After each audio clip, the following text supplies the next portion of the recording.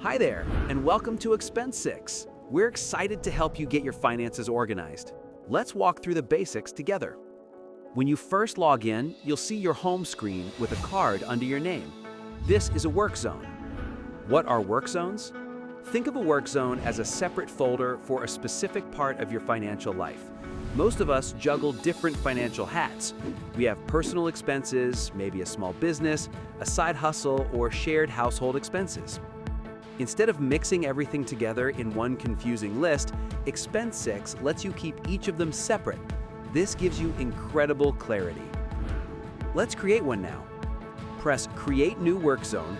We'll choose the work zone type as Business Operations. Let's name it My Business. Select the currency, and finally a color. Your new work zone is ready. But we need to add our opening balance. Let's add $3,000. This is added to the default account called Cash in Hand. Just like in the real world, you have different sources of money, a bank account, a credit card, or just cash in your wallet. In Expense6, you create corresponding accounts inside each work zone. When you create a work zone, we give you a default Cash in Hand account to get you started. You can add more anytime by pressing the Accounts button. Let's add one for our bank account, Westpac. We can then press and hold to save an account as the default. When you jump into a work zone, the first thing you notice right at the top is the total balance for the account you're in. You can swipe through to change accounts. Below that, if you've set up any budgets, you'll see a quick look at your remaining budget for each one. Then you have those quick action buttons for things you do often. As you scroll down, you hit the Summary section. This gives you a clear overview of your expenses, income, and balance over a set period. You can change this by pressing this button. Keep going and you'll find your categorical spending. This shows you exactly where your money is going. You can hit View More to see all your categories, and you can even download any of these reports with a single button tap. Want to drill down? Tap on any category here and you'll see every single transaction related to it. Tap again on an individual transaction to see all the details. From that transaction detail screen, if you click the Menu button, you have the option to edit or delete it. Back on the main Workzone dashboard, scroll down a bit more and you'll see a list of your latest transactions. Just like before, you can click More to pull up the full list. Near the bottom, you'll find a few more sections. If you use them, you'll see your invoices and any fund transfers you've made. You also get a view of your monthly performance comparing the last 3 months. Finally, if you have any users added to this work zone, they'll be listed right there at the bottom. So now, let's go over how we can add a transaction. That's one of our most basic things to do here. There are actually 2 ways you can start this. First, you can do it right from the home screen by pressing that big plus button you see inside each of your work zone cards. Just tap the one for the zone you need. Or the second way is to simply go into a work zone first and then press the plus button you find there. Let's do that now. Next, you need to enter the transaction name. For example, let's enter a grocery bill. As I type grocery, the category is usually suggested automatically. If it's wrong though, no worries. Just hit Select Category and pick the right one from the list. You can also use the search bar or even create a new category entirely. For instance, let's create one called Electronics. You can even pick an icon for it. Now, when you create a category, you have to make sure you set it as either an expense or an income. Of course, most of the time we'll be dealing with expenses. Once you've done that, you'll be taken to the Amount screen. Here you can add the total. Let's say we spent $150. But wait, what if you need to do a quick calculation? Say you bought 3 of those items. You can type 150 times 3 and it automatically calculates the final amount, 450. You can also add a note here. Maybe we bought a laptop, so you could jot down the serial number or something helpful like that. You can also add an attachment by clicking the Attach button, which lets you either take a picture of the receipt or choose a file you already have. You click on the calendar icon and change the date too. There's another important option on top called Tax-Deductible, right on top. Flipping this switch simply flags the expense is something you can write off for taxes. By default, the source will be your default account, but you can easily change that by tapping on this section. This will show you the other accounts you have available in this work zone. You can even source this transaction from another Workzone you own, like maybe your business works on. Just select it, and you can pick an account from those as well. Once you've double-checked everything, you just press Add Expense, and the transaction is successfully added. Transferring funds between accounts. We say you're running out of money in your personal account and need to transfer some from your business. It's simple. Tap the Transfer button inside the Workzone you're moving money from, that's my business, and the Westpac account is selected by default. Then choose the destination Workzone and account, Andrew's personal. If the currencies are different, like moving AUD to LKR, you can add the exchange rate and the value is calculated. Quickly adjusting your balance. Sometimes the balance in the app might not match your real-world bank account. No problem. Inside your Workzone, tap the three-dot menu and select Adjust Balance. Just enter the correct current balance from your bank statement. The app will automatically create a correction transaction to make sure everything matches up perfectly. Let's talk about setting budget limits in Expense6. Budgets are a simple tool to help you stay in control of your spending. You can set targets for specific accounts in your Workzone. This way, you can see your progress at a glance. Let's set our first budget. From your home screen, navigate to the Workzone where you want to set the budget. Tap the three-dot menu and select Budgets from the list. On the Budget screen, tap the Set New Budget button to begin. Choose the account you want the budget to be active for.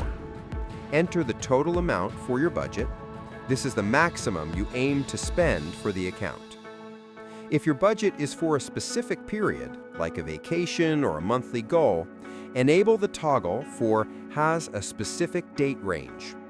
Enter the start date and end date for the budget. If you leave this turned off, the budget will run continuously until you delete it. Tap Save Budget and you're all set. Tracking your progress. This is where the magic happens. After you set a budget, go to the account you selected.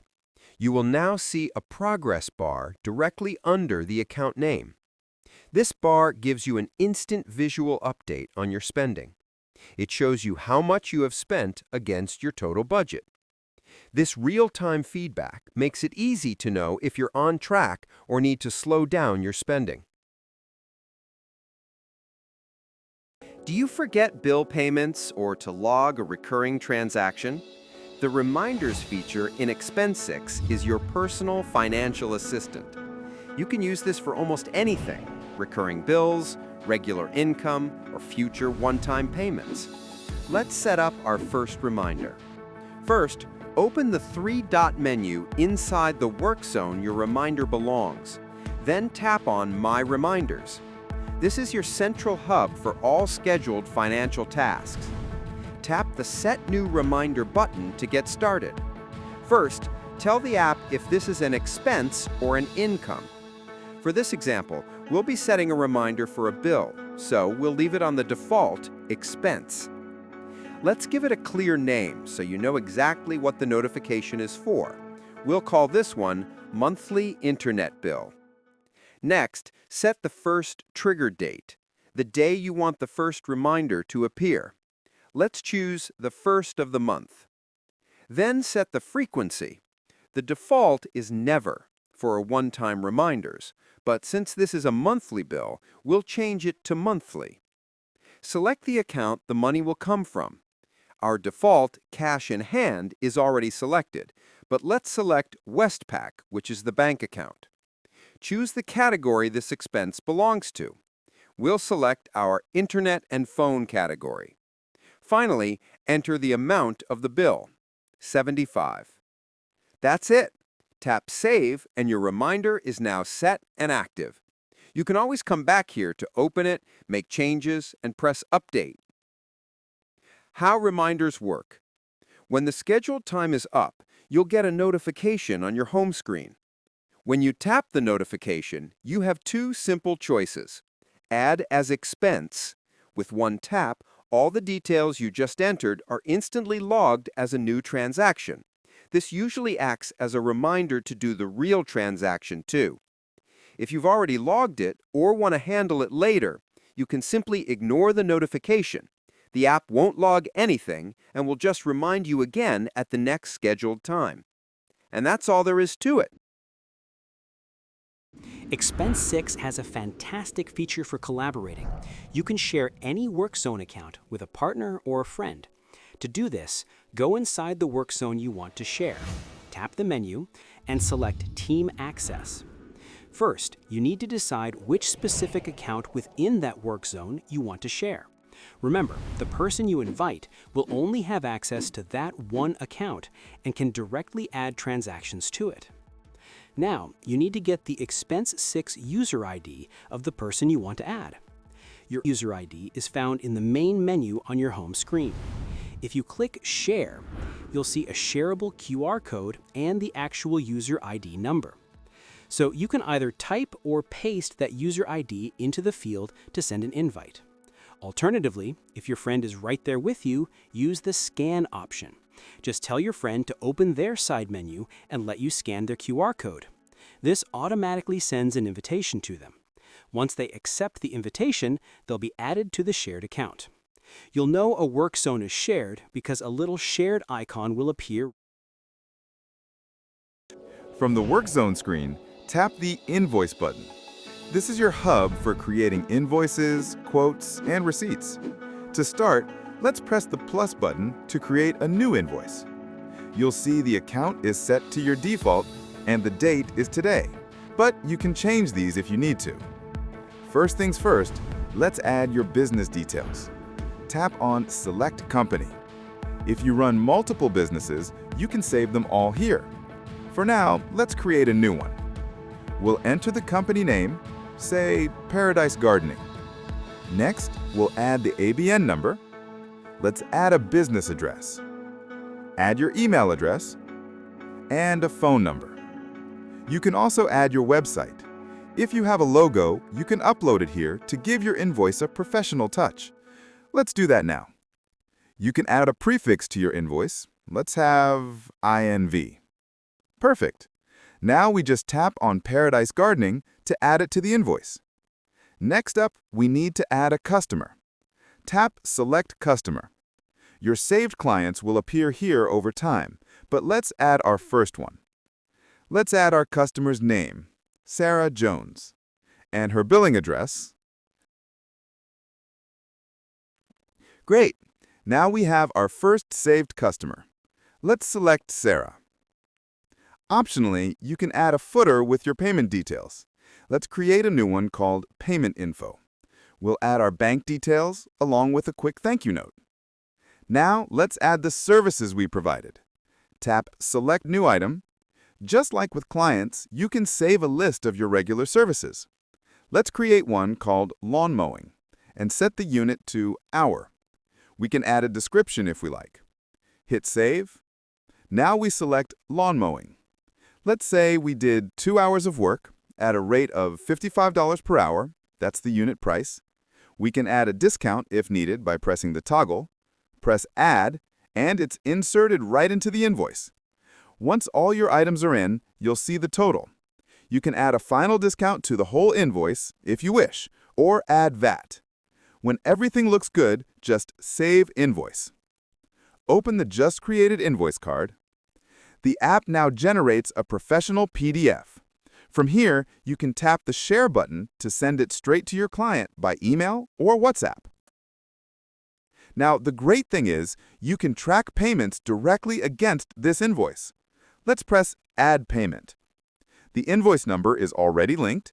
We just need to categorize this income. Let's create a new income category. The money is going into our default account, which is correct. By default, the invoice total shows up here. If the client made a partial payment, you can enter that amount, say $50, and the app will automatically calculate the balance due. Now let's add the payment method. See that? This now clearly shows the total amount paid and the amount still due in red. We can see our payment history in this tab. When you record a payment, a receipt is generated automatically. Just go back and tap on the Receipts tab, and there it is. You can open and share it with your customer for their records. For your regular clients, you can make any invoice recurring. Just open the invoice, tap on Set as Recurring, give it a name like Monthly Garden Maintenance, add the trigger date and time, then set the frequency. Let's make this monthly. The repeat count as 6. Now, the app will automatically generate this invoice each month and pop up a reminder like this for you to send it. You can also create quotations just as easily.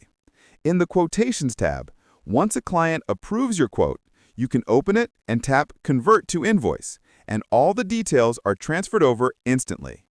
And that's how simple it is to manage your entire billing process right from your phone.